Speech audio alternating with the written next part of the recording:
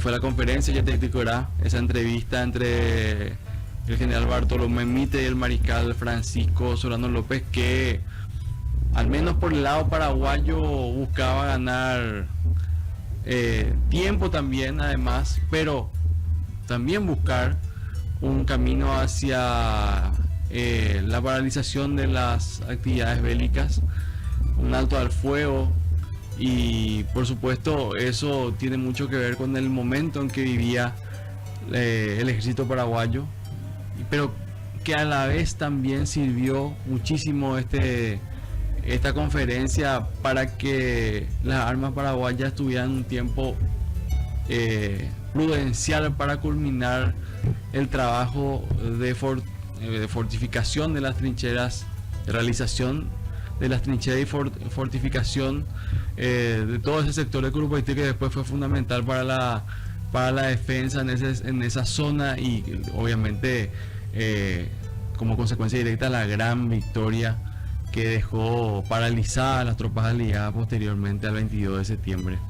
Así que hoy estaremos hablando de eso y de otras tratativas de paz, otros intentos que se realizaron para buscar el cese de las hostilidades entre los ejércitos allá en esa terrible guerra de 1864 a 1870. Así que sin más, quiero presentar a nuestro invitado hoy, agradecerle por su presencia, y bueno, es un amigo de la casa, ya tiene muchas jornadas ya aquí en Paraguay Eterno y siempre está firme como para ayudarnos y iluminarnos respecto a temas históricos.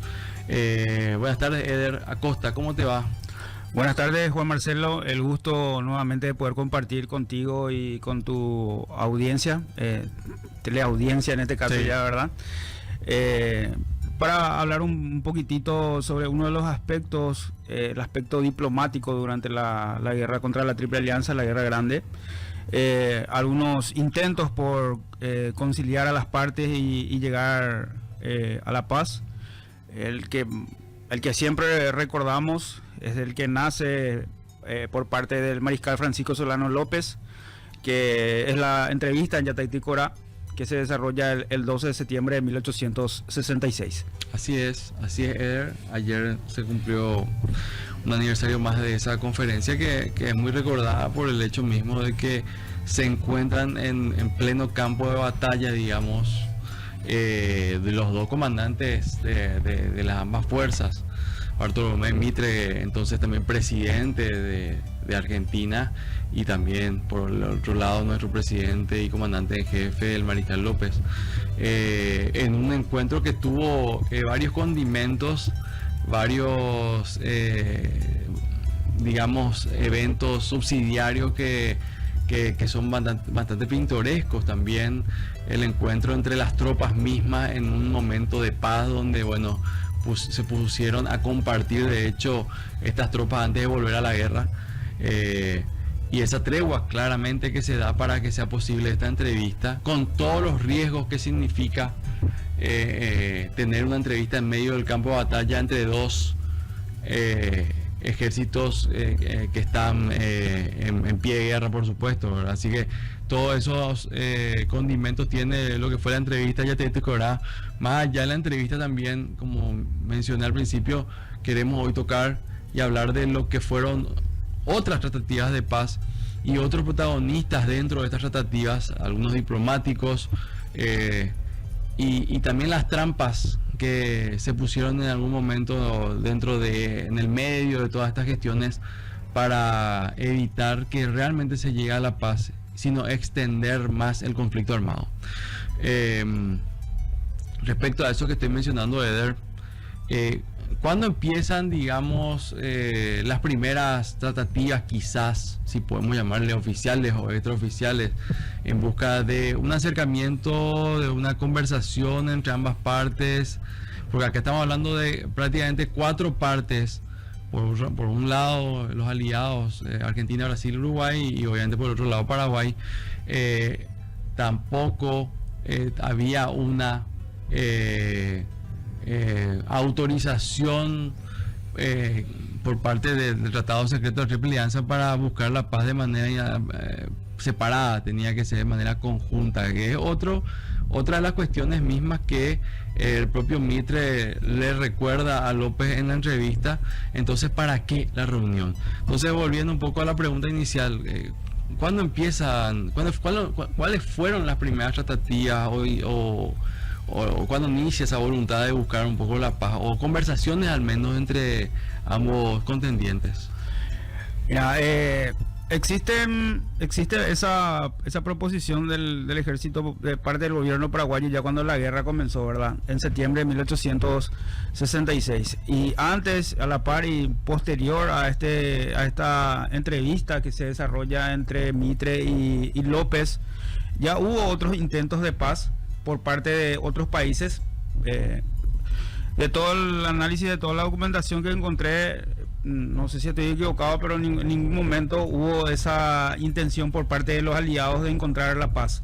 Siempre las intenciones de conseguirla partieron por parte del gobierno paraguayo y por parte de gobiernos que no formaban parte de los 4 países que se enfrentaron dentro de este enfrentamiento.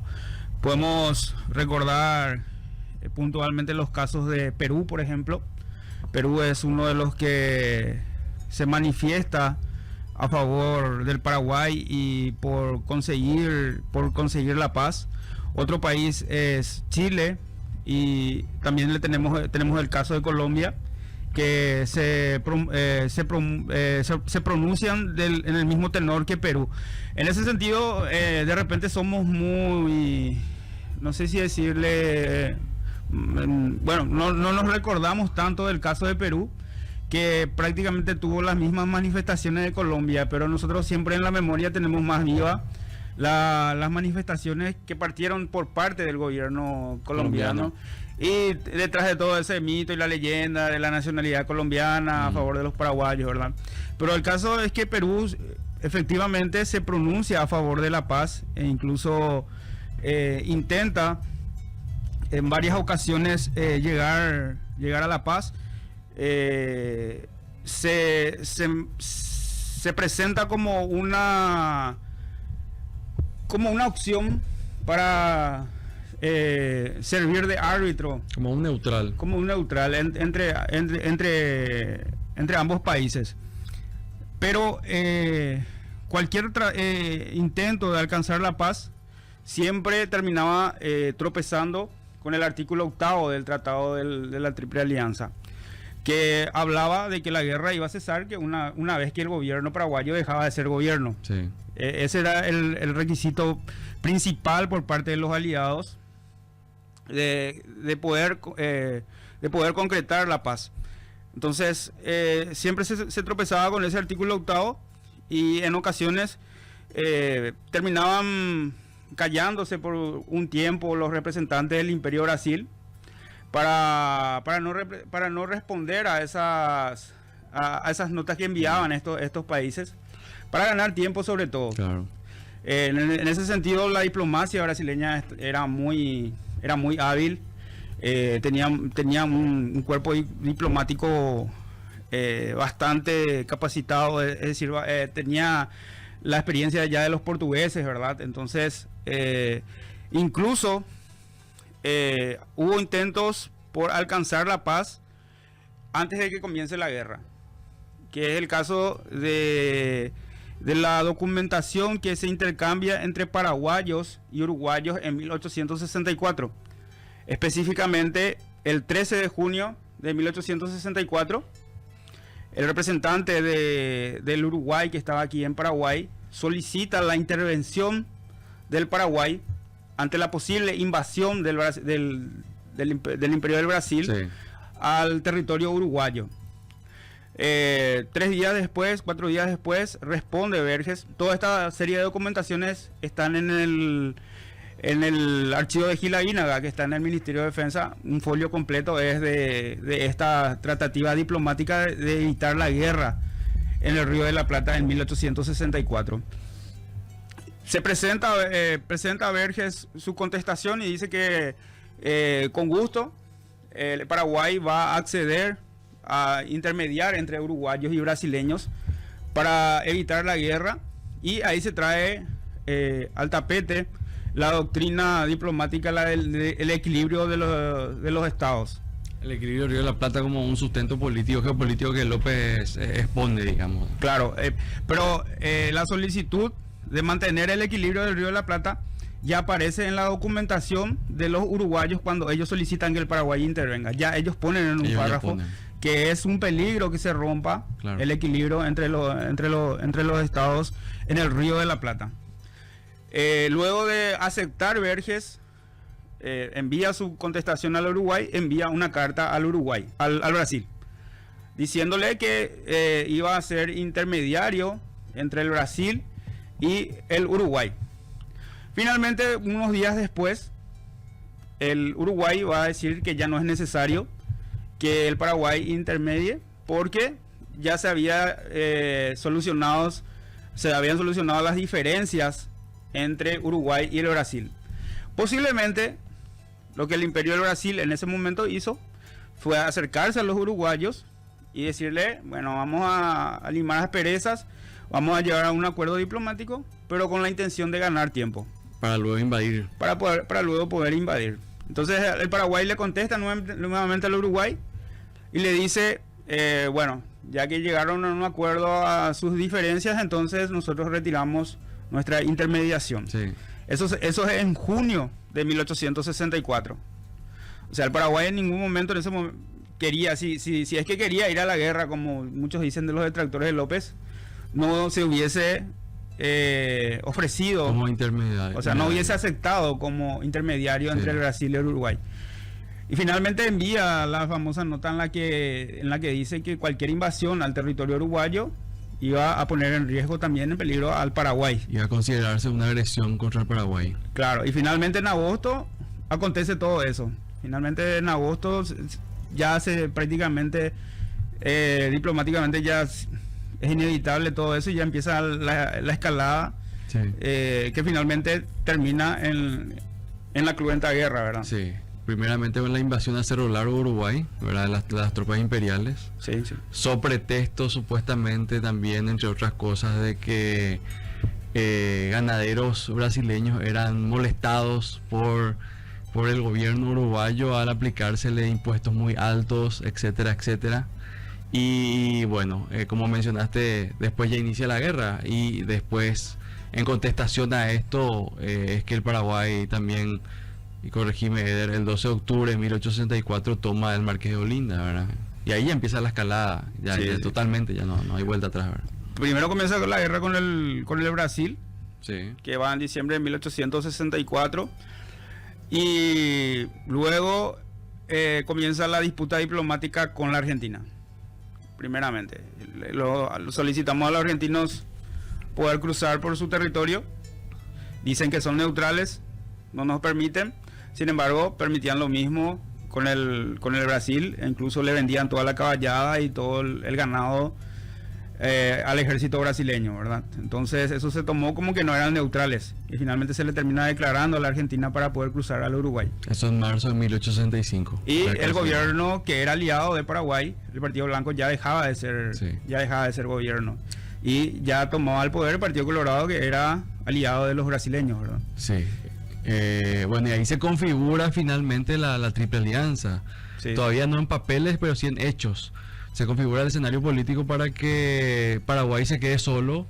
Por un lado, el Partido Colorado uruguayo, con Venancio Flores a la cabeza, que toma el poder, obviamente, después de la invasión brasileña. Él entra también a jugar el partido y es puesto como presidente del Uruguay.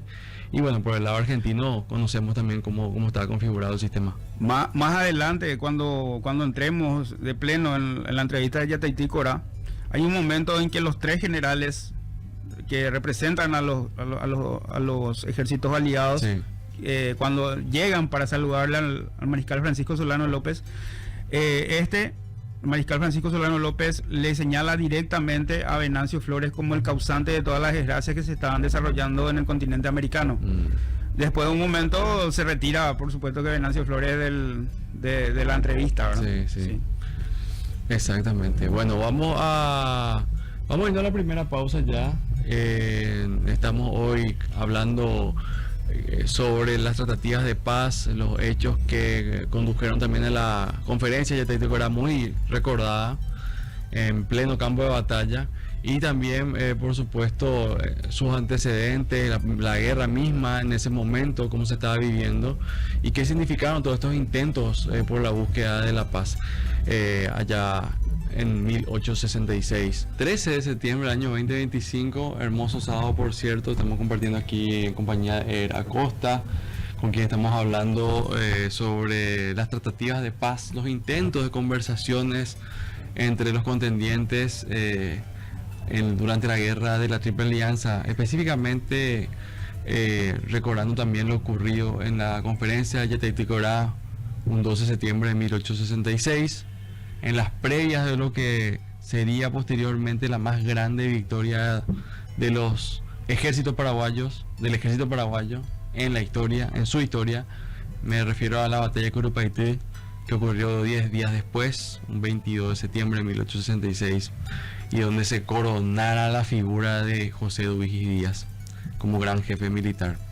Bueno, en las previas de esta guerra estábamos en el primer bloque hablando respecto a los antecedentes de todo esto. Eder nos estuvo comentando cómo primeramente el Paraguay se ofrece para mediar y entre Uruguay y el Imperio del Brasil en ese conflicto que iba en escalada, iba escalando, y bueno, lastimosamente no se llevó a ningún acuerdo, y luego se da ya la invasión brasileña a Uruguay, lo que provoca que el Paraguay tome la decisión de declarar la guerra a Brasil. Y bueno, ocurre después ya en el proceso, en el desarrollo de los primeros meses de la guerra, la postura parcial, no neutral por parte de la Argentina, lo que le convierte también en un enemigo, y se declara la guerra en marzo del año 1865. Ya vemos configurado 3 países contra 1, entendiendo también que en el Uruguay ya existía un nuevo gobierno, no el gobierno blanco que fue atacado por el Imperio de Brasil, sino el gobierno colorado uruguayo, cuya cabeza recaía el liderazgo en Venancio Flores, me refiero al gobierno uruguayo, y ahí se configura entonces los 3 liderazgos de Bartolomé Mitre, Pedro II y Venancio Flores, quienes finalmente en mayo de 1865 firman el Tratado Secreto de la Triple Alianza, y en este tratado se dispone, se resuelve y se establece lo que estos 3 países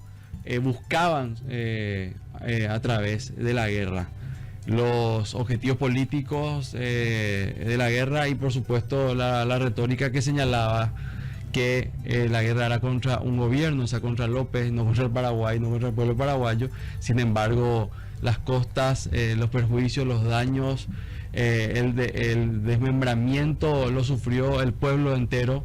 Así que bueno, ¿en qué momento de la guerra estábamos cuando ocurre la idea, y de dónde viene este interés y la invitación para hacer una entrevista con Bartolomé Mitre, o con los aliados directamente? Recordando que en ese momento el comandante de la fuerza aliada era Bartolomé Mitre. Sí,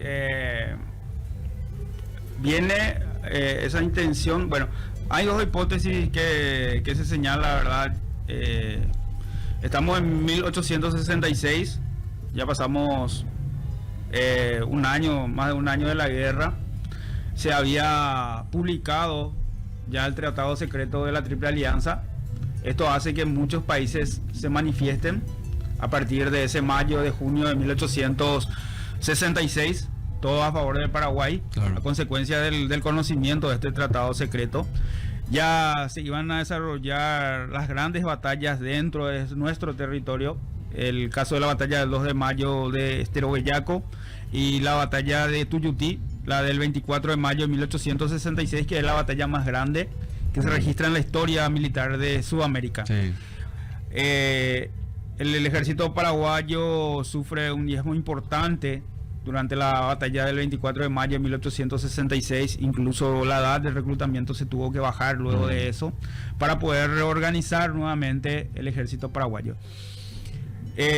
Como señalé anteriormente, en ese junio países. Nuestra memoria histórica, nos recordamos de Colombia, pero no de Perú, Sí. que enérgicamente protestó en junio de 1866 contra el Tratado Secreto de la Triple Alianza. Eso estamos hablando de un mes antes de la entrevista en Yataití-Corá, ¿verdad? Sí. Después se van a pronunciar también Chile y se van a pronunciar Colombia, ¿verdad?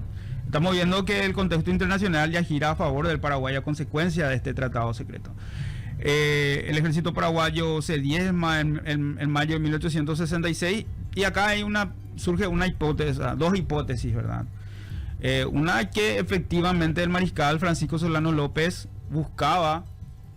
intentaba alcanzar la paz.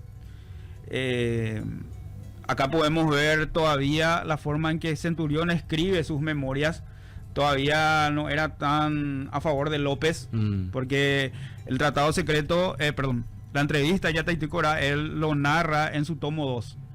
O sea, en los primeros tomos sabemos que Centurión era crítico del mariscal Francisco Solano López. Y que ahí te quiero interrumpir. De la forma en que va narrando Centurión en sus memorias, parece incluso un diario. Porque parece que es el presente, ¿verdad? En ese momento, y después va cambiando así de manera natural también, sí, su manera de escribir. Sí. Centurión señala de que esto fue un ardid, que es fruto de la audacia y del intelecto de López. O sea, él señala de que llamar a entrevista en Yataití-Corá fue para ganar tiempo, para poder culminar las defensas en la zona de Curupaytí. Recordemos que el ejército brasileño, el ejército aliado, había desembarcado en Curuzú el 3 de septiembre de 1866. Muchos señalan de que si ellos querían tomar camino hacia Curupaytí, lo hubiesen tomado Curupaytí en ese momento, porque era simplemente una avanzada, era un puesto militar que no estaba defendido como estaba defendido para el 22 de septiembre. Sí. Entonces muchos señalan de que, incluso Centurión señala de que lo que el mariscal buscó fue ganar tiempo para que las defensas en Curupaytí estén terminadas. Pero muchos que están en contra de esta opinión, como el coronel González, que hace él va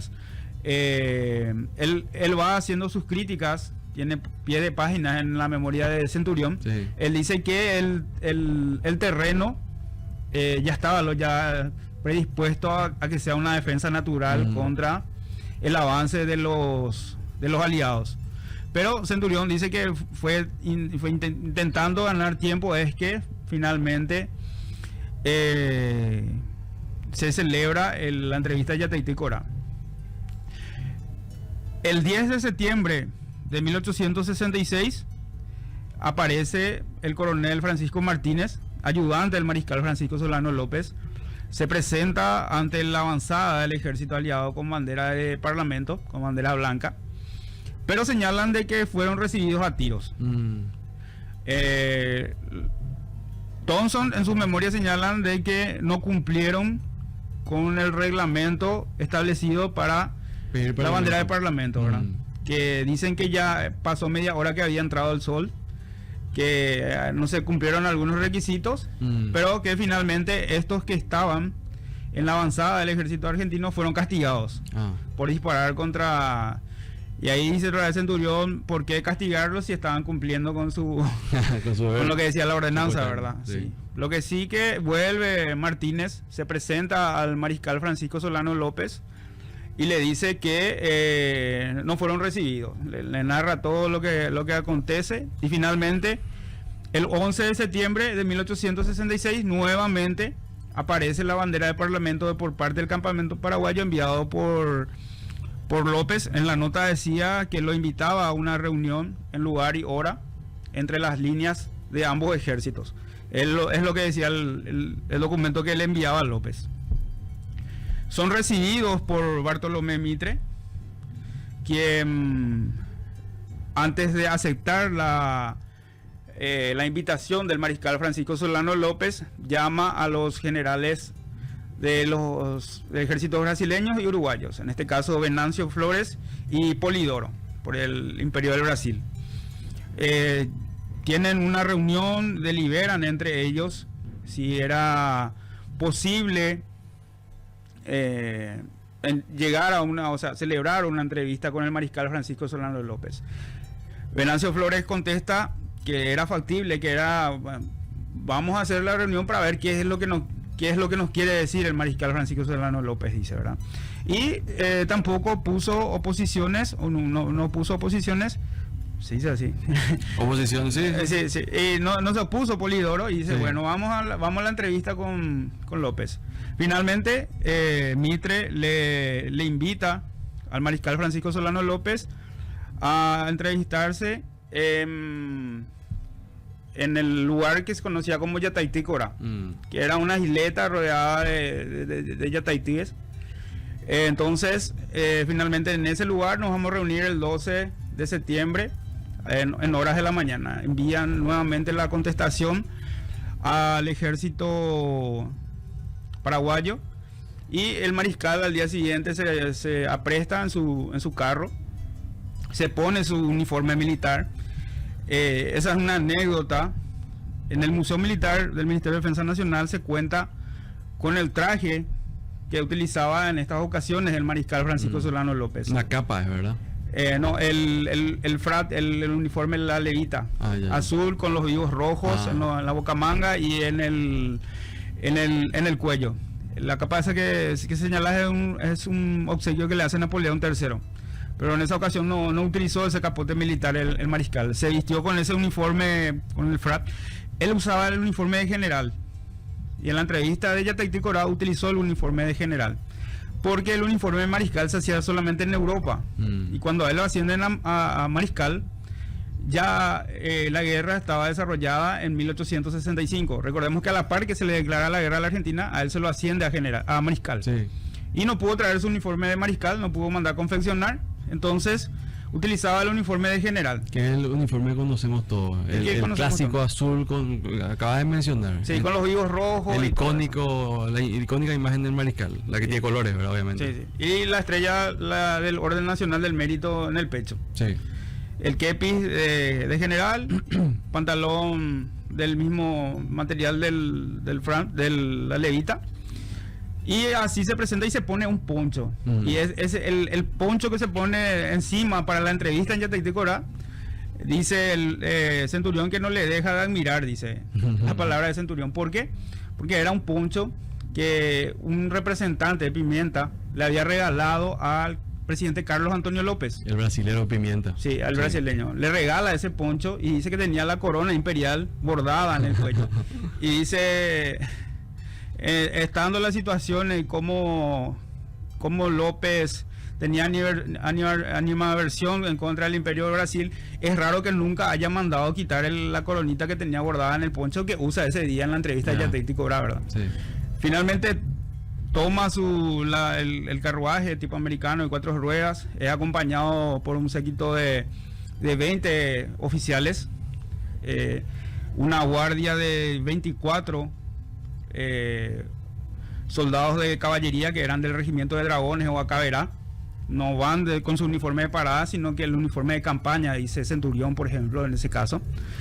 Y en ese séquito de 20 oficiales, aparte de la seguridad, había un grupo de fusileros también que él previó y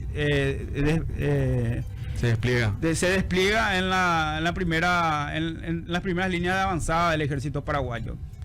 Y entre los que iban con López iban sus 2 hermanos, iban Venancio y Benigno para la entrevista, su cuñado Vicente Barrios, entre otros. También iba Centurión, participó de esa reunión. También va a participar Martínez, que era su ayudante en ese momento, entre otros oficiales que iban a formar parte de la entrevista a Yataitícora, ¿verdad? Muy pronto dice que se le ve a Mitre llegando con su característico sombrero. Dicen que Mitre utilizaba ese tipo de sombrero, no podía utilizar el kepis reglamentario, que tenía una faja de metal, por el hecho de que él, en una de las defensas que se hace en Buenos Aires, había sido herido en la frente y se le hinchaba la frente. Entonces usaba ese sombrero que no era el reglamentario, ¿verdad?, para el uniforme. Pronto se encuentran, cruzan caballos, el crin de los caballos, y se saludan. Centurión incluso hace una descripción de los dos que se encontraban, que el mariscal tenía un porte, un aire ceremonioso, más marcial, la forma en que montaba. Sí. Sin embargo, parecía que Mitre estaba aprendiendo recién más o menos a montar, es lo que... tuvo tiempo Centurión de narrar todo lo que vio en esta entrevista de Yataití Corá, ¿verdad? Pronto dice que baja de los caballos y el mariscal le llama a sus dos hermanos para presentarle a Mitre.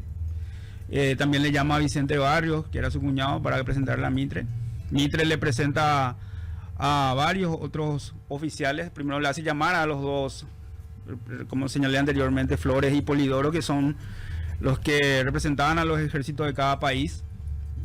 Ahí finalmente López le señala a Venancio Flores como el causante de todas las desgracias que se estaban desarrollando en América. Y exige que se retire de la reunión. Y se retira posteriormente Venancio Flores de la reunión.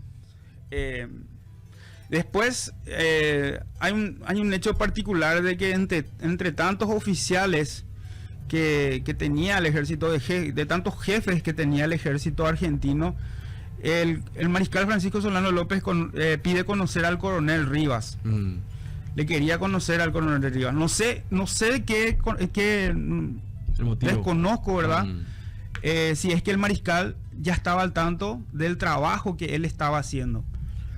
¿Por qué? Porque el coronel Rivas en ese momento no participa de la entrevista de Yataití Corá, porque él era el encargado de llevar a las tropas argentinas para engrosar a las divisiones de Puerto Alegre, que serían las que iban a ser enviadas a Curupaytí.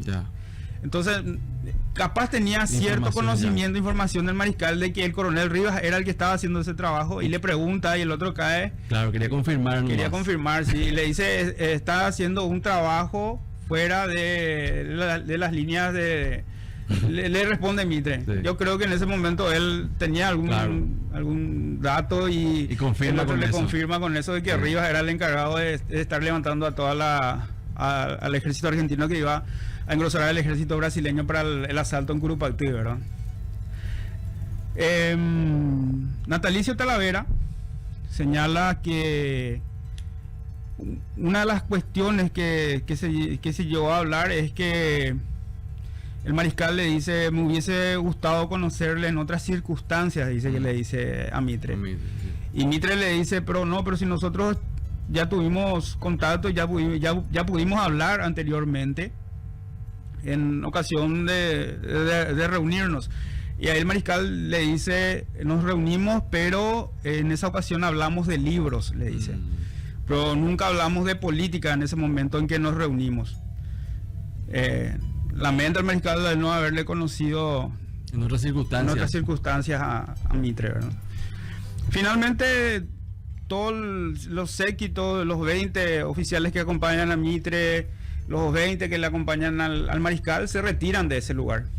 Se quedan a solas, digamos. Y el hecho de que se retiren todos los séquitos, que se retiren todos los ayudantes, los acompañantes del mariscal y de Mitre, hace que se llene más todavía de misterio la reunión que hubo entre López y Mitre, porque nunca trascendió lo que se habló entre ambos. No lo trascendió ni Mitre ni lo trascendió López. Sí, no escribieron al respecto de ellos. Así mismo. ¿Y cuánto tiempo dice Centurión básicamente que dura esa entrevista? 5 horas. ¿A solas? A solas. 5 horas. Sí. Es muchísimo. 5 horas. Muchísimo. Pero el principal inconveniente constantemente con el que se tropezaba era que el principal requisito del ejército aliado era que el gobierno paraguayo tenía que dejar de ser gobierno. Claro. Tenía que renunciar el mariscal Francisco Solano López, tomar rumbo a Europa o a otro lugar. Con toda su familia. Perder la influencia que tenía, o sea, perder el poder que tenía en Paraguay. El control sobre la política paraguaya. Exactamente. Sobre la política del Estado. Básicamente era entregar la soberanía. Básicamente porque El gobierno que iba a ser impuesto era por las armas, por los aliados finalmente. ¿Cómo fue finalmente después de 1870? Sí. Sí. Y dicen que del campamento paraguayo se llevaron sillas, pusieron esas sillas, se reunían, se sentaban. Como fue tan larga la reunión, de repente el mariscal se levantaba, caminaba un poquitito, daba vueltas por ahí, Mitre hacía lo mismo, fumaba. Sí. Incluso Thompson señala que antes de que así, o sea, ahí se ve el no sé si decir el antilopismo o la animadversión ya que tenía Thompson contra López, porque Thompson dice que lo que dio a entender es que más o menos la entrevista que se iba a celebrar en Yataití-Corá le sobrepasaba al mariscal y que incluso se sintió mal, que se desmayó por el camino, que incluso se pasó bebiendo. Mentira. Una mentira total, porque Centurión lo niega. Dice que lo que pidió fue agua, claro, que le sirven en una guampa. Que hacía calor. Hacía calor, sí. Y Thompson dice que casi se desmaya de la impresión, ¿verdad? Finalmente, López le hace llamar a uno de sus ayudantes que traiga una mesa. Le pide que traiga papel y tinta también, para finalmente firmar el memorándum final entre los aliados y los paraguayos. López escribe de que con esta demostración, con la búsqueda de la paz, de la entrevista en Yataití-Corá, él no tenía la responsabilidad de los posibles, de la continuación de la ya cantidad de sangre derramada, de muertes a causa de la guerra, que él buscó la paz como un símbolo de su humanidad y del patriotismo también.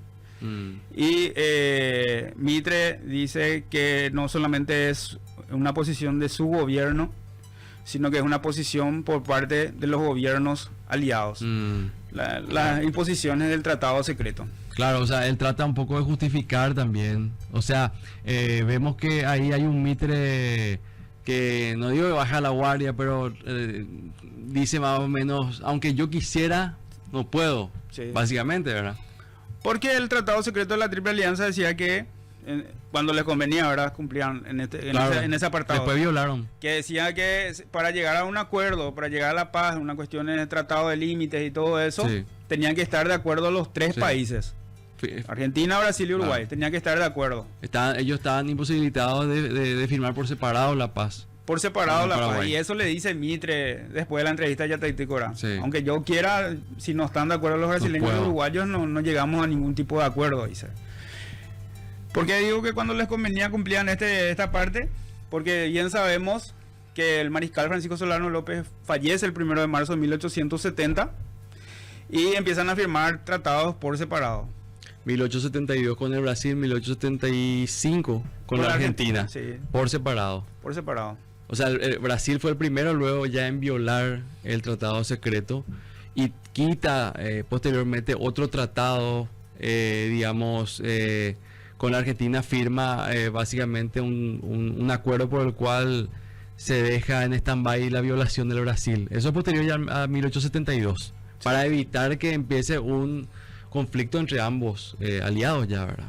Sí, desde el punto de vista geopolítico se previó esa escena en la que finalmente ambos aliados argentinos y brasileños podían ir a la guerra a causa de la repartija de los despojos que quedaban de nuestra nación. Exacto, correcto.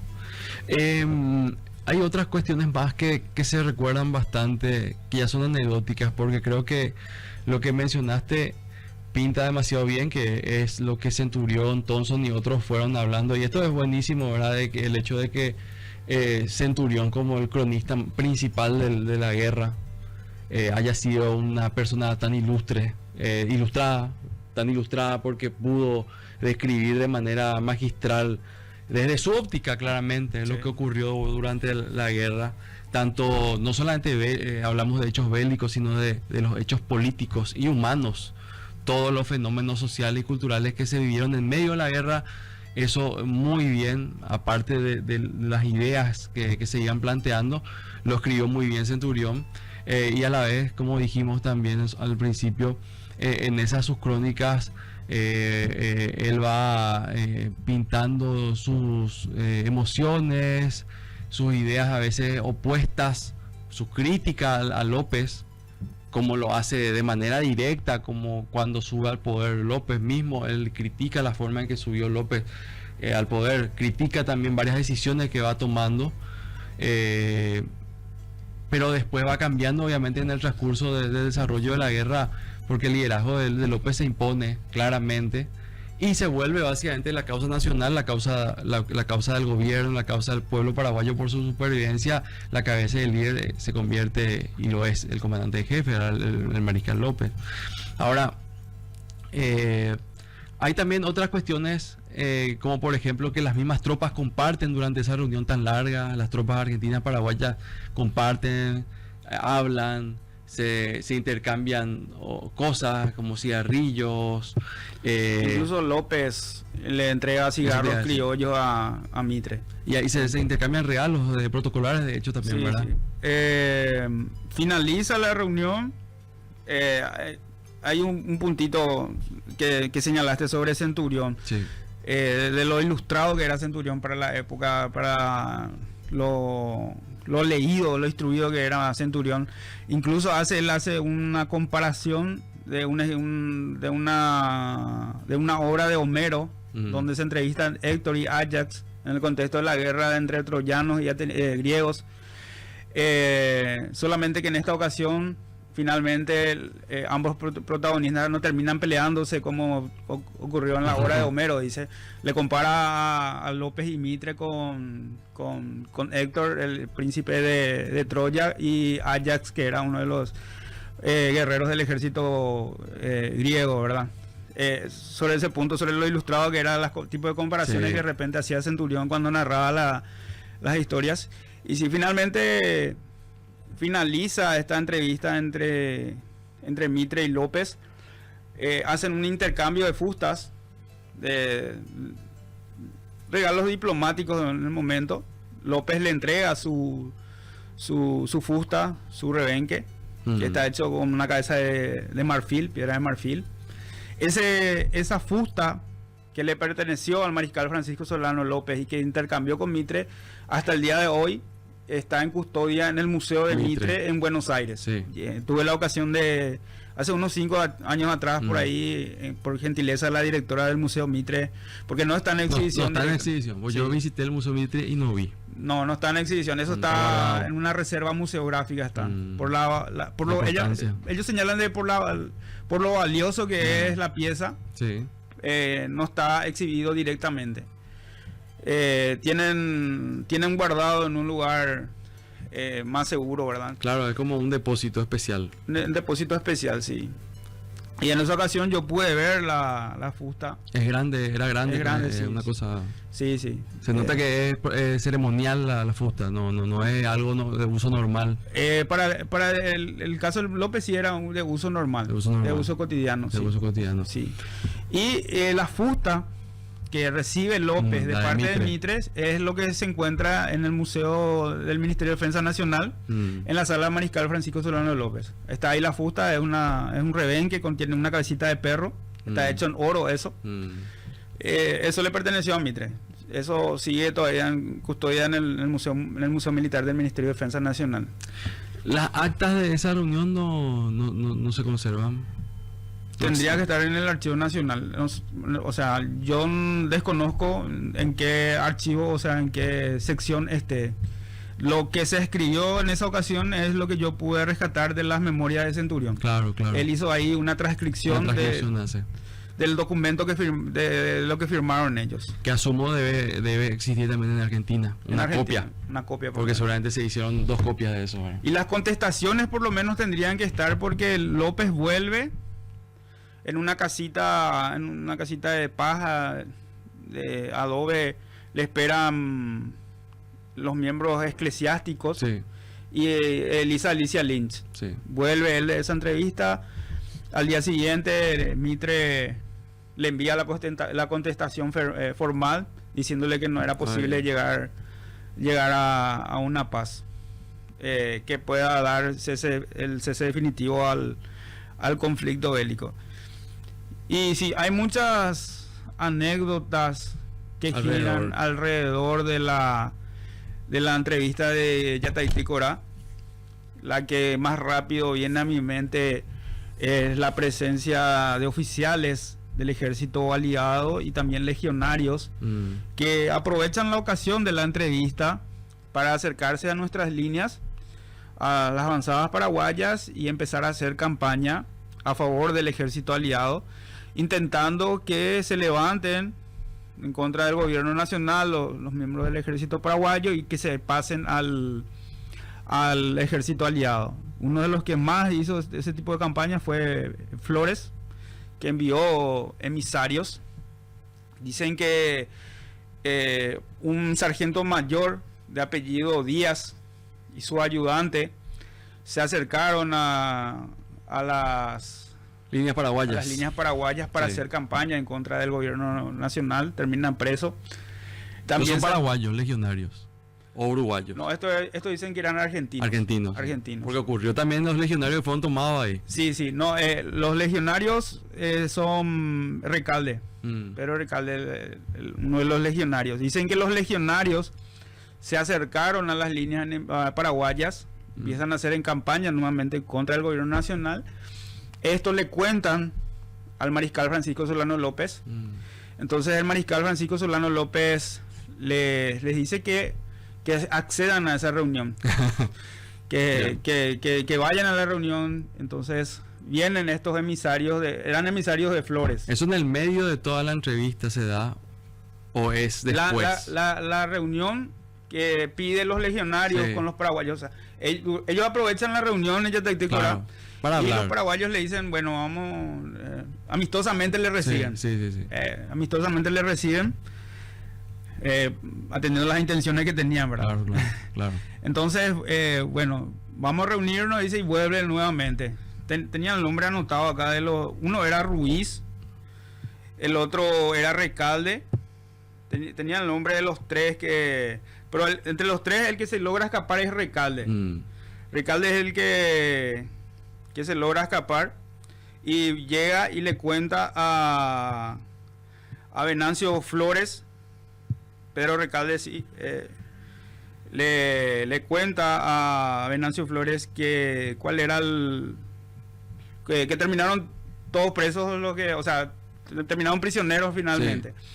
Uno era Recalde, Ruiz, y hay un tercero que no recuerdo. A un teniente, el mariscal Francisco Solano López, al enterarse que se iba a llevar adelante esa reunión, a un teniente que dice que tenía mucha fuerza, que era un tipo muy corpulento, lo hace pasar como sargento. Y a José Manuel Montiel, que luego va a llegar a coronel, lo hace pasar como cabo. Van estos oficiales, más otros que sabían de que iba a haber esa reunión, y dejan que se acerquen los legionarios. Al primero que lo toman es a Ruiz, y al segundo que no estoy recordando el nombre. Y Recalde observa de lejos, dice que se acercan los dos. Se acercan los legionarios a los paraguayos, y ya enseguida este samaniego la abraza fuertemente. Ya no le digan más. Muy emocionado, dice que empieza a abrazarle, y el abrazo dice que cada vez es más fuerte. Ruiz se queja, le dice que le suelte, y finalmente empiezan a arrastrarle hacia el lado paraguayo, sí, a las líneas paraguayas. Y eso ve Recalde y sale corriendo disparado hacia el campamento aliado. Y el tercero intentó hacer lo mismo, pero Montiel dice que lo alcanza y le da un hachazo, dice las memorias de la época. Y finalmente le llevan a los prisioneros, a estos legionarios, y le toman, se le abre un sumario. Sí. Se abre un sumario de investigación, se le toma las indagatorias, las declaraciones, y uno de estos legionarios se toma el tupé de solicitar conocerle al general Díaz. El general Díaz, cuando eso, estaba en Curupaytí. Y el mariscal López le envía le envía una nota por el telégrafo. Le dice a Díaz que se presente en el campamento de Paso Pucú. Llega Díaz, o sea, le dice que uno de los legionarios le quería conocer. Justo al general Díaz le manda a decir eso, que le quiere conocer. Llega, dice que se presenta el general Díaz, pregunta quién era el que le quería conocer, y en ese momento dice que se ordena que le dé 10 latigazos, 100 latigazos. Piltrafa dice que terminó este legionario, y finalmente el general Díaz le señala: ahora sí ya le conoces al general Díaz, dice que le dice, y vuelve nuevamente a Curupaytí a continuar con los trabajos de fortificación. Centurión dice que desconoce cuál fue la finalización de los sumarios que se instruyó contra todos los que cayeron prisioneros en ese momento, y tampoco dice que conocen cuál fue, si es que se le dio la muerte, si cuál fue el tipo de muerte que se le dio.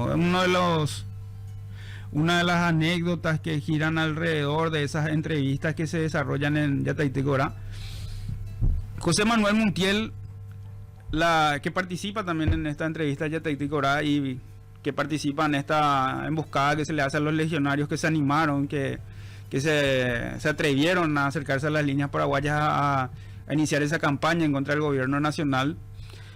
La memoria histórica del Paraguay con José Manuel Montiel es muy injusta, porque José Manuel Montiel es uno de los oficiales con una de las fojas de servicio más destacables que tiene el ejército paraguayo. Muy poco nos recordamos de José Manuel Montiel, que prácticamente después del general Bernardino Caballero, que es el hombre más condecorado durante toda la guerra, y el coronel Florentino Oviedo. Caballero le gana a Florentino Oviedo porque Florentino Oviedo no recibió la medalla de Amambay. Claro, porque caen a Costañú. Cae prisionero el 16 de agosto de 1869. Pero somos injustos con Montiel, porque Montiel prácticamente recibe la misma cantidad de condecoraciones que Oviedo, y es un hombre totalmente olvidado en la historia nacional. Incluso en la zona de Curupaytí solían estar las primeras avanzadas paraguayas, hasta ahí llegaban las banderas de parlamento de los distintos países que querían hablar con López. Sí. Estas banderas de parlamento normalmente eran aprovechados por los oficiales que tenían cierta cercanía con López, y se aprovechaban estas banderas de parlamento para conversar con los oficiales del ejército aliado. Y José Manuel Montiel, dicen que en un momento dado empezó a intercambiar palabras con un oficial oriental, con un oficial uruguayo. Fue escalando la discusión que tuvieron ambos, que Montiel finalmente termina desafiándolo a un duelo. A muerte al oficial uruguayo, pero le dice que en ese momento no iban a llevar adelante el duelo a muerte porque estaban en guerra. Lo que le propone Montiel al oficial uruguayo es que esperen ellos a que termine la guerra, y que después se iban a encontrar para batirse en duelo. Y nuevamente Centurión dice: lastimosamente la guerra no haría posible ese encuentro, porque ambos encontrarían su destino en los campos de batalla. Sí. ¿Y quién es José Manuel Montiel, que estuvo en la entrevista de Yataití Corá, que nosotros no olvidamos de él, que hizo todo que capturó a estos legionarios y todo eso? Sería uno de los oficiales que iban a terminar heridos en Itaibaté. Y en Itaibaté iba a ser evacuado el 24 de diciembre de 1868. Y José Manuel Montiel iba en la misma carreta que el coronel Baloy Rivarola. En la misma carreta termina volcando la carreta en donde iban ambos, y terminan falleciendo. O sea, José Manuel Montiel terminó falleciendo con el coronel Baloy Rivarola. Ambos oficiales legendarios, uno más recordado que el otro casi olvidado, ahora hablando de Montiel. Pero como decís, y qué importante comprender la magnitud de este tipo de oficiales que que participaron en tantas batallas, entregaron su vida finalmente y bueno, fueron condecorados y no son héroes de papel, ¿verdad? Son héroes de verdad, de bronce, ¿verdad? Entonces es importante también esa recordación que haces al respecto. Algo más que quieras acotar directamente sobre el tema de la conferencia, de la entrevista, con todas esas anécdotas que comentás que creo que ilustran totalmente. Y yo te hago una pregunta antes de otra pregunta antes de que me responda la que te hice. El hecho de que los paraguayos hayan tomado, por ejemplo, a estos legionarios no provocó ninguna incidencia en la entrevista per se, en los objetivos de la entrevista. No, no tiene consecuencias en sí, ¿verdad? En ese momento. Sin embargo, sí el ejército aliado envió notas de protesta diciéndole que esos son miembros, son oficiales del ejército aliado. Es el escrito que le manda a Mitre al mariscal Francisco Solano López. Tipo, devuélvanos que esos son nuestros oficiales. En un escrito le envía a Mitre esa reclamación, sí. Muchos intentos por la paz, digamos, finalmente al final. Yo quiero que por favor nos puedas seguir comentando respecto a otros intentos que se hicieron posteriormente a Yateticora. Pero también hablemos un poco, como dijiste, también de lo importante que fue ganar tiempo gracias a esta tregua que se da con la conferencia y después la lluvia que vino. La lluvia del 17 de septiembre. Exacto, que dio más tiempo todavía a las tropas paraguayas para terminar las fortificaciones en Curupaytí. Entonces se consiguió, o sea, el objetivo o lo buscado, si fue eso lo buscado por López con la entrevista de ganar tiempo, se consiguió ganar tiempo y luego con la batalla de Curupaytí una terrible derrota de los aliados, una gran victoria paraguaya. Digamos, las hostilidades, los aliados no realizaron importantes acciones militares por muchos meses posteriormente a eso. Prácticamente la guerra termina paralizándose desde ese septiembre de 1866. También iba a aflorar ciertas enfermedades en 1867, final de 1866-67, que iban a colaborar a que las operaciones se detengan prácticamente después de la batalla de Curupaytí, que como bien señalaste es una de las victorias más grandes que tiene el ejército paraguayo en las páginas de gloria. Se enfrentaron 5.000 paraguayos finalmente en Curupaytí el 22 de septiembre contra 20.000 aliados aproximadamente, 4 columnas, 2 del ejército argentino y 2 del ejército brasileño. Señalan de que tuvieron más de 10.000 bajas en aquella jornada. La lluvia del 17 de septiembre iba a ayudar a las trampas que habían preparado los paraguayos frente a las trincheras, atendiendo que estas fosas de lobos, abatís, todo iban a quedar bajo agua, consecuencia de las lluvias que retrasaron el asalto aliado que estaba previsto ya antes, motivo por la lluvia. Entonces se tuvo que suspender hasta el 22 de septiembre, donde finalmente se desarrolla. Dice que tuvieron más de 10.000 bajas los aliados en aquella jornada de Curupaytí y apenas algunos señalan de 54 bajas, otros de 98 en el ejército paraguayo. La mayoría eran los que estaban apostados en el sector derecho del ejército paraguayo que daba hacia el río. Recibieron tiros del otro lado del río por parte del ejército argentino, porque recordemos que la artillería del ejército brasileño, que abrió fuego nutrido en las primeras horas de ese 22 de septiembre, no hizo ningún tipo de daño a las posiciones paraguayas. Entonces se paralizan las acciones militares en ese 1866. A la par vemos que con la publicación también del Tratado Secreto de la Triple Alianza, muchos países salen a favor del Paraguay. Notas protestas, como ya vimos la de junio de 1866 por parte del Perú, con más razón después de Perú prácticamente habla en nombre de su nación y la de sus aliados del Pacífico, que eran Ecuador, que era Chile. Entonces, como los otros no se pronunciaron prontamente, el ministro de Perú termina protestando en contra del tratado secreto en ese 1866. Después íbamos a tener algunas protestas por parte de Chile y los Estados Unidos, Chile en septiembre de 1866, coincidiendo con la entrevista de Yataití Corá y con la batalla de Curupaytí, y en junio de 1867 por parte de Colombia.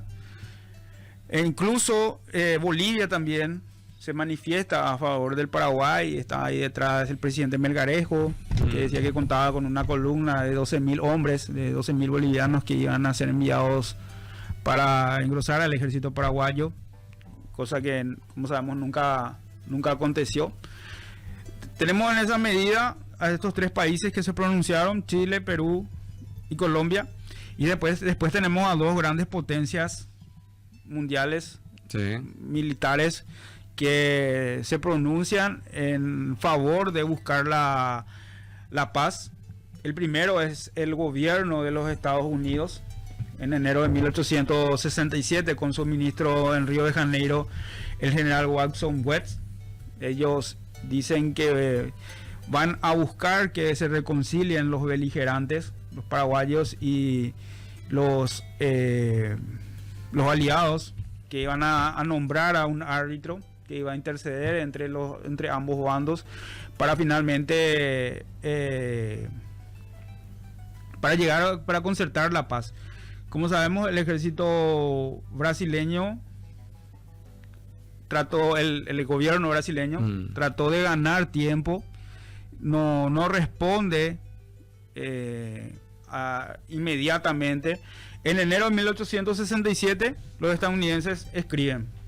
Ellos recién en abril de 1867 iban a pronunciarse si iban a aceptar o no la mediación por parte de los Estados Unidos. Estamos hablando ya de 1867 ya. Y el gobierno brasileño no veía con buenos ojos, según las crónicas de los oficiales paraguayos de aquel entonces, no veía con buenos ojos la intromisión de los Estados Unidos. Entonces siempre trató de, como se dice popularmente, chulear la situación. Hacía oídos sordos, contestaban tarde. Finalmente van a terminar rechazando la proposición de los Estados Unidos con un documento tipo memorándum. El gobierno imperial iba a responder a este ofrecimiento de parte de los Estados Unidos, diciéndole, o sea, citando una serie de hechos que hacía imposible llegar a un acuerdo con el mariscal Francisco Solano López. Como sabemos, definitivamente lo que ellos querían, lo que ellos esperaban era que el mariscal Francisco Solano López deje el gobierno para finalmente concretar la paz. Y después llega un personaje que recibe muchas críticas, que emerge el personaje que es Wadsworth, ministro plenipotenciario de Estados Unidos, quien también se ofrece a mediar la situación entre Paraguay y Brasil. Dice que recibió instrucciones por parte de su gobierno. También el general Wadsworth va a recibir, son dos generales, uno es Wadsworth y el otro es Wadsworth. Uno estaba en Estados Unidos, sí, y el otro en Brasil. En Argentina y en Brasil. Ambos iban a recibir el mismo tenor, el mismo documento por parte del gobierno estadounidense para buscar la paz.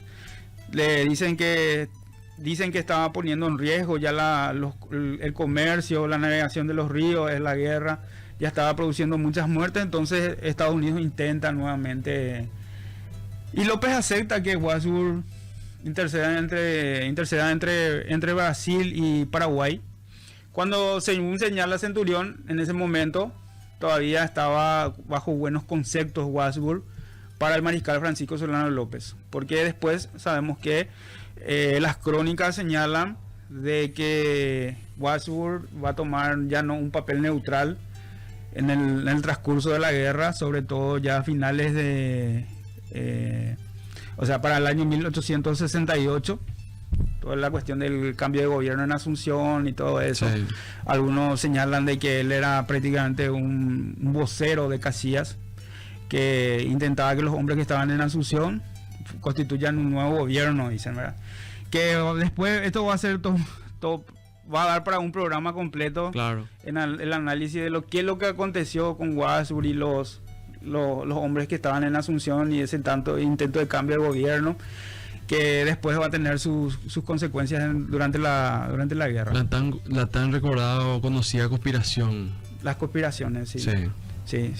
Contra López. Y después emerge la figura del representante.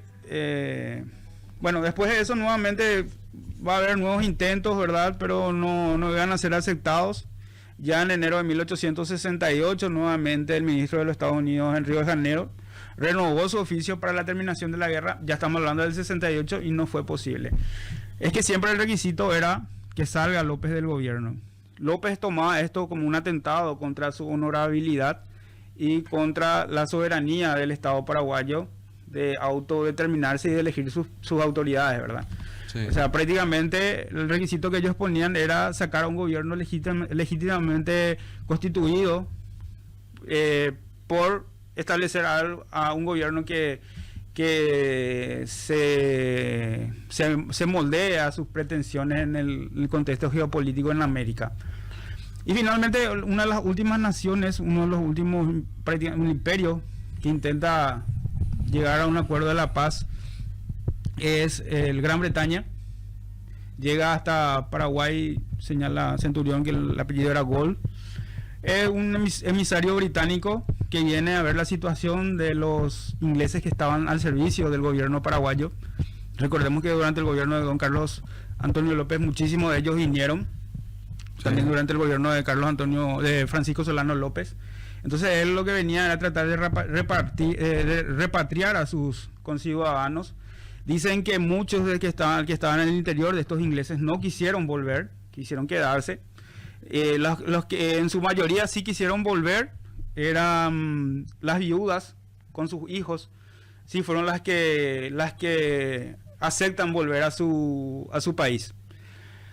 Caminos, se señala que Caminos es el que va a ser de intermediario entre el gobierno paraguayo y el británico. Van a llevar adelante conversaciones y este Gol va a finalmente ofrecerse. Según dicen, él no venía con esta prerrogativa, no tenía esta competencia, pero él se ofrece a a ser parte de una intermediación entre Paraguay y los países aliados. En esta ocasión es una de las pocas en la que el mariscal, al parecer, acepta dejar el gobierno, según los escritos de Centurión. Sí. Son ocho artículos en total. Dicen que los límites se van a establecer entre poderes por parte de un poder neutral, el que va a determinar los límites entre Paraguay y Brasil y Argentina. Dicen que los paraguayos, los aliados, uno de los artículos decía que tenían que retirarse los aliados del territorio paraguayo. Y Paraguay tenía que abandonar las posiciones que estaban ocupadas todavía en el Mato Grosso. El Mato Grosso duró 3 años la ocupación paraguaya, eso muy pocos saben. Desde el 64 al 68, cuando recién se repliega el ejército paraguayo. Y el artículo 8 de todos estos señalan de que el mariscal tenía que ir a Europa.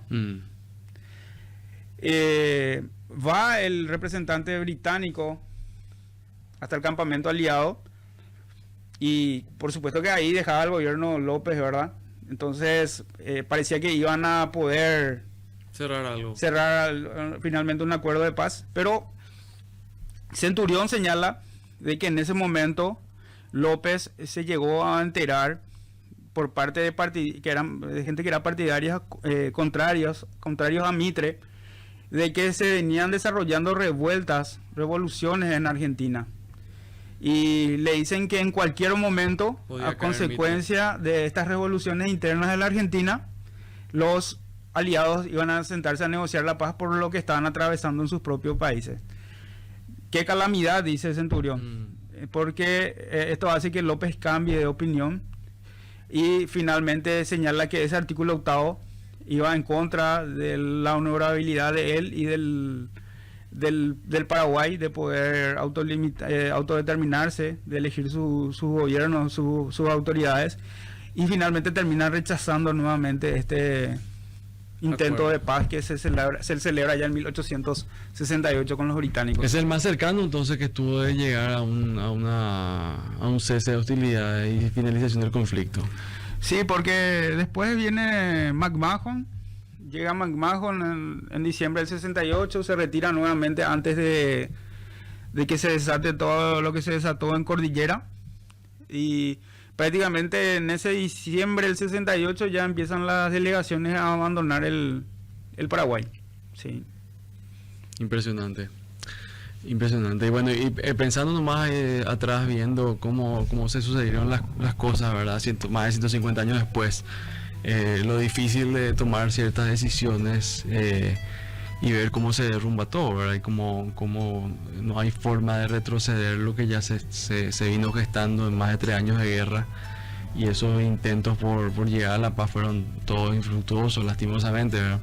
Entonces creo que, y con lo que hoy en el programa estamos un poco desarrollando respecto a los intentos de paz, se entiende como ya de principio, lastimosamente, ¿verdad? Con los objetivos trazados por parte de los aliados y signados en el tratado secreto de 1865, no había mucho margen de negociación ni de movilidad, en vista de que estaba pautado ya la obtención de territorios, el desmembramiento del país, la intromisión total y la destrucción de la autodeterminación.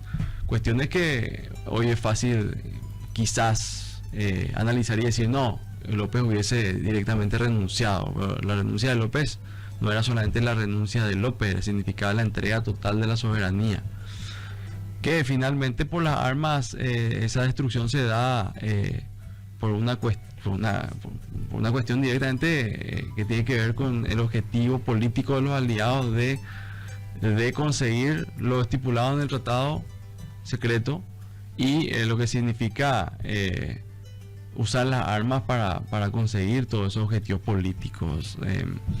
Yo creo que ahí va el dilema que pueden plantearse algunas personas o muchas personas también respecto a por qué López no se dio y renunció. Al renunciar era entregar, era también quedar en la ignominia su nombre para siempre. El hecho de renunciar era realmente una rendición, quizás un poco disfrazada de renunciamiento, pero era una rendición total, básicamente sin oponer resistencia. Es muy complejo también analizarlo 150 años después, pero los documentos existentes nos dan nota real de los hechos, y el Tratado de la Triple Alianza es el documento de naturaleza jurídica internacional que representa y establece esos objetivos que llevaban adelante la guerra, por los cuales llevaban adelante la guerra los aliados, y que contribuyeron con la destrucción del Paraguay. Sencillo, para mí esa es la lógica, ¿verdad? O mi análisis respecto a esos acontecimientos. Eder. Sí. Centurión en ese momento señala de que el mariscal en esas ocasiones perdió una oportunidad de mostrarse con amor a la patria, pero sabemos en qué contexto escribió en ese momento, ¿verdad? O sea, se señala de que López perdió la oportunidad, ¿verdad?, de continuar con la guerra, pero sabemos que eso representaba una aceptación de términos totalmente que iban en contra de los principios. En ese momento se iba a tomar como que el Paraguay se rendía finalmente, y como sucedió finalmente posteriormente la soberanía del Paraguay, en tanto al ejercer su poder de constituir gobiernos, iba a estar totalmente enmarcada en los caprichos del ejército aliado, ¿verdad? Como se pudo ver en el periodo de la posguerra. Ya con el triunvirato de facto que establecen en ese 1869, sí, y después los gobiernos que se fueron sucediendo, que representaban en gran medida a las conveniencias y los intereses que tenía el aliado, porque recordemos que la guerra, bueno, finaliza ahora el 1 de marzo de 1870, pero el periodo de ocupación militar iba a llegar hasta 1876, y esto iba a tener varias consecuencias dentro del gobierno paraguayo, ya que estos eran elegidos según las conveniencias que tenía el ejército aliado. Recordemos que de tan inestable que era la política, el momento en Paraguay, por ejemplo, en ese periodo tuvimos presidentes que duraron un día, por ejemplo. Lo eligen a Facundo Machaín y finalmente deja de ser gobierno al día siguiente, prácticamente porque no representaba los intereses que tenía el Brasil para ese 1870. Sí. Y bueno, el 1 de marzo, con el fin de la guerra, quizás, yo creo, entiendo, ¿verdad? Comprendo que el gesto de no aceptar esos términos que le obligan al Paraguay básicamente a entregar su soberanía, persisten hasta el final, porque no hay acta de rendición, ¿verdad? No se rinde el ejército paraguayo, y por la fuerza se introdujo un nuevo gobierno, y por la fuerza se sometió al Paraguay, ¿verdad? No hay otro tipo de análisis que quede dentro de lo que vemos en esos hechos posteriores a los intentos de paz. Quiero mandarle un saludo a Fito, también a otro oyente que nos escribe al 098-124-880. Por fuerza se le sometió al Paraguay y se le sigue sometiendo a la fuerza de billetazos, dice. Saludos. Y también un saludo muy especial al oyente que nos escribió ese mensaje respecto a López Corrientes, Raúl Bogado. Me dice que escucha el programa desde la época de Paraguay TV, así que un saludo grande. Siempre te sigo, me dice. Gracias, Raúl, gracias por los mensajes, y a toda la audiencia que nos acompañó el día de hoy. Estamos despidiéndonos. Eder, muchísimas gracias por hoy haber acompañado el programa, y por supuesto, bueno, si alguna reflexión final sobre el tema que hoy nos tocó, ¿verdad? No, por favor, Marcelo, muchas gracias por la invitación. Como sabes, es muy apasionante hablar de la historia del Paraguay. Un tema muy interesante, de verdad, que es el tema de la paz. Podemos concluir finalmente, yo puedo concluir finalmente que intenciones de la paz siempre hubo por parte del Paraguay, y incluso por interceder en la paz de varias potencias, de varios países, ¿verdad? Sí. Pero lastimosamente se tropezó con las ambiciones de varios sectores, entonces por ese motivo no fue posible finalmente concretar la paz. Así es, lastimosamente. Y bueno, nos vamos despidiendo, agradeciéndole a toda la audiencia por su presencia a través de radio, TV, estuvimos también por YouTube, así que un gusto poder compartir con ustedes el tema de hoy, muy interesante por cierto, y recordar lo que ocurrió hace más de 150 años, en lo que fue 159 años ya. 159. De lo que fue la conferencia de Yeticoral, la entrevista por la paz entre Bartolomé Mitre y el mariscal Francisco Solano López. Y bueno, nos encontraremos Dios mediante el próximo sábado. Un saludo a mi mamá también que me está viendo y escuchando como siempre. Siempre es la familia prendida, así que un abrazo grande para ella. Y a toda la audiencia también el saludo y afectuoso y el agradecimiento por seguirnos cada sábado en este espacio de 14 a 16 horas aquí por Radio Monumental. Nos encontramos Dios mediante el próximo sábado para seguir compartiendo con ustedes más de la historia del Paraguay como nunca te la contaron. Hasta la próxima.